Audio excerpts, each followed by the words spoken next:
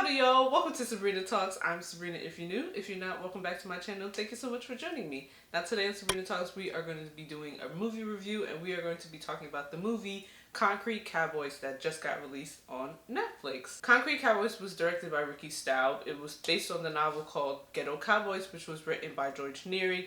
That novel story was inspired by the original Fletcher Street Cowboys and other cowboys who resided in the Philadelphia area. This movie originally premiered at the Toronto Film Festival and was supposed to get a theatrical release, but you know, COVID happened and all the movie theaters shut down, so thankfully Netflix scooped up the movie and allowed it to be distributed on their platform. So basically what happens in this movie is a young troubled teen named Cole, who's played by Caleb McLaughlin, gets sent away to go live with his father for the summer, and the father is played by Idris Elba.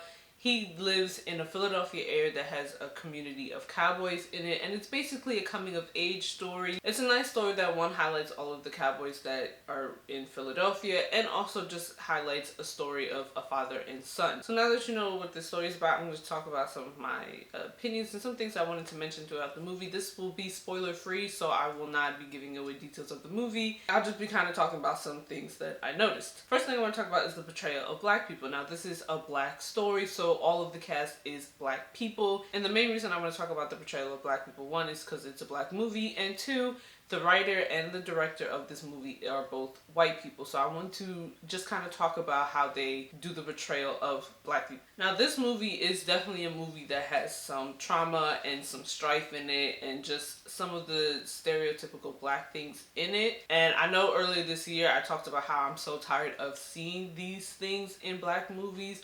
But for this movie, I'll give it somewhat of a pass because I don't think it's done in a negative way or like a demeaning way. It's definitely better than most of the black movies that we would see. It features the kind of tropes of like black people dealing with cops and an estranged father and son relationship and drugs and poverty and all that kind of jazz. But I don't think they do it in a demeaning way or in a way that's just kind of focusing on the strife of it, if that makes sense. It kind of reminds me of the movie Moonlight. I absolutely love Moonlight. You can check out my review in the cards and in my description, but it reminds me of Moonlight in a way where it deals with those things of like drugs and poverty and not really having a father and stuff like that, but it does it in a way where it's not the main focus of the story and it's not the main focus of the characters. I don't think it paints everybody in like a one-dimensional stereotypical kind of way. We can't talk about the portrayal of the black people without talking about the actual characters, so let's get into the main characters of this movie. First we have Cole, which is played by, like I said, Caleb McLaughlin.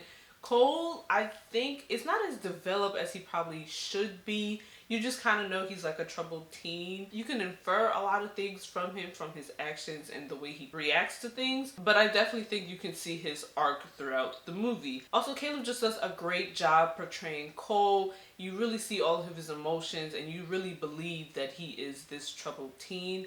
Now, I know when Stranger Things was out, people wasn't really giving Caleb the light of day. People was just mainly kind of focusing on the white kids. So I'm really glad that he's now getting this chance to really prove how great of an actor he is. Another character I want to talk about is the character of Smush. Smush is played by Jarrell Jerome, who is another actor who is just doing so well nowadays. He was in Moonlight, he was in When They See Us, he was in Sell It in the Spades. He's just such a great actor and I can't wait to see what future things he does. But in this movie in particular, Smush is like the typical like bad influence kind of character, comes around and makes Cole do some things he probably shouldn't be doing. He's kind of involved with like the drug scene. But what I really like with how they treat Smush is they don't really make him like a one-dimensional bad influence drug character. He's just not there to just kind of get Cole into drugs, which I think is great because it's not the typical like I'm doing drugs because what else am I supposed to do kind of situation. It's like I'm doing drugs because I have this one goal in mind that I want to get to, and this is just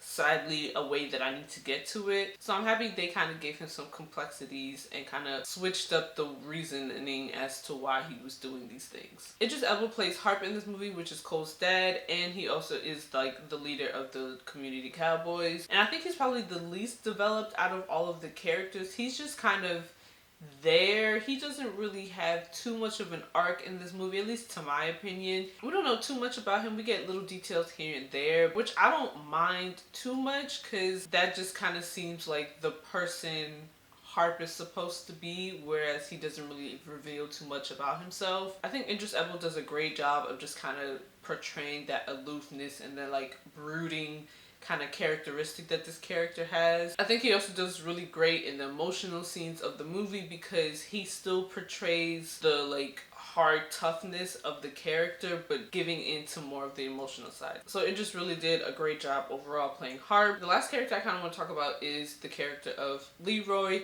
That's played by Method Man, which I didn't even know Method Man was in this movie, but that was a nice surprise when he popped up on my screen because, you know, that man is attractive. But the character of Leroy is like the neighborhood cop, and he is also kind of involved with the community of cowboys. He's usually the one talking to them on like the behalf of the police and stuff like that.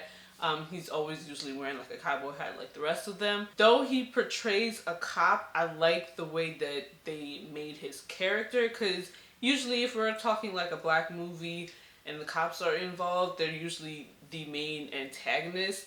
And in this movie, he's not necessarily an antagonist. He does like antagonistic things, but he's also there to kind of like help out the community in little ways. So I just really enjoyed the fact that they kind of made him like a gray character as opposed to like someone on either ends of the spectrum, like either a really great cop or like a bad cop. He's just kind of in the middle. Like I said, with some of the other characters, they just kind of give them a little more nuance so that they're not so like one-dimensional. Next, I'm going to talk about some of the criticisms I have of this movie because though I really enjoyed this movie, I think there's some things that probably could have been done better.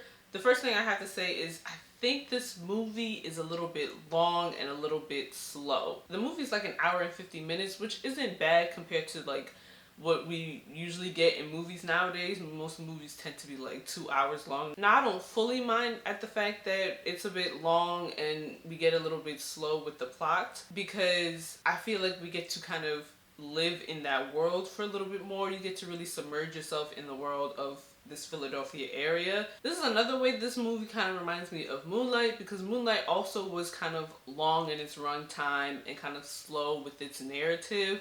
But the difference between Moonlight and Concrete Cowboys is the fact that Moonlight was definitely more of like a visual storytelling kind of aesthetic that it was trying to give you. Like it really focused on the characters' faces and the colors in the background, and it really did a bunch of other things that the dialogue wasn't going to give you. Whereas I think in Concrete Cowboy, the cinematography is really great, and I think it also helps with some of the storytelling, but it's not as focused as it is in Moonlight. It's more kind of like Call Me By Your Name, if you've ever seen that. The moments where there's no dialogue and where the narrative is kind of slow, it's not really adding to the story, it's just kind of adding to the world that you're in. Another criticism I have is the plot is kind of predictable. I was kind of stressed while watching the movie because I knew something bad was going to happen, and the thing that I thought bad was going to happen actually did indeed happen. So like it's predictable in a way that like, okay, I know the basic plot points that's probably going to happen, but I don't think it makes the movie bad or makes the movie unwatchable because you can just kind of predict everything. They still kind of give you some things that you wouldn't expect with the typical plot points that they would go about. So I don't necessarily count that as a full flaw, but it's definitely something that I'm like, okay, this maybe could have been done a bit better. The last kind of criticism I have for this movie is like a really small nitpick thing, but there's like a romance thing that's kind of hinted towards the ending of the movie, and I don't see the chemistry. I don't see the reason why we needed to include it in the movie. The romance is between Cole and another teen cowgirl that's a part of the community. Though I feel like I know why they wanted to throw in like maybe a little romance into it, I think we could have just let them be friends and just leave it at that. But like I said, that's just like my little nitpicky thing. Overall though, I think Concrete Cowboys is definitely a good movie. I definitely think it's something you should watch. You can get some background history on the Philadelphian Cowboys that was around and quite frankly still around. It also really shows the importance of community in this movie. Because though, yes, this is a coming of age story and we get the kind of typical coming of age things and kind of the typical black movie things. The message of the story is more towards the importance of the community and how that can affect one's life. So on that aspect alone, I think it's really good watch. I also really admired the fact that this movie decided to incorporate some of the real life Fletcher Street Cowboys. Like Ivana Mercedes plays Issa. Also in the movie there's a character named Paris, and he's a real life writer as well. I'm really just kind of glad that they gave opportunities to some of these real life writers to really tell their story, and also the fact that they actually filmed this in Philadelphia instead of trying to like recreate the set. It gives much more of a realistic vibe to the movie because this is the actual streets of Philadelphia. I think this movie will definitely inspire people to seek out information about black cowboys and the cowboys that are in Philadelphia, because history and society likes to imagine cowboys as only white people, but brown and black people have been cowboys for years, and they were the original cowboys. So I appreciate this movie giving some light to that and really make people research. Also, the directors and writers and producers of this movie started a GoFundMe to help some of the Philadelphian cowboys like get a stable, because in this movie they are fighting for their stable to be, you know, still there, and in real life they are also still fighting for their right to have their stables and such like that. So I'm glad that they at least, you know, gave a nice little GoFundMe to help them raise funds and actually, you know, be able to properly teach community members and other people about horses and riding horses and stuff like that. There's also another GoFundMe by the Fletcher Street Urban Riding Club, who are like actual Philadelphian cowboys and have an actual club and community. And if you want, you could also donate to that GoFundMe, because those are the actual, you know, people that this story is kind of loosely based around. Concrete Cowboys is not directly related to the actual Fletcher Street Urban Riding Club, but the story of them is kind of inspired by the movie. So yeah, I definitely think you should grab your cowboy hat, grab your cowboy boots, and saddle up to go watch this movie, because it's just a good old time, and I think you might really enjoy it. That about wraps up my video for today, guys. Thank you so much for watching. Give it a like if you enjoyed it. Share this video with your friends so you all can watch Concrete Cowboys together. Let me know in the comments down below if you've ever heard of the Philadelphian Cowboys, or if you have seen Concrete Cowboys. Let me know how you feel about the movie in the comments down below, or you can talk to me on social media at Sabrina Talks 2 on Instagram and Twitter, and at Sabrina Talks to you on TikTok. Subscribe to my channel for more movie and music related content, and I'll see you guys in my next video. As always, please remember to be safe, be smart, be kind. Bye guys.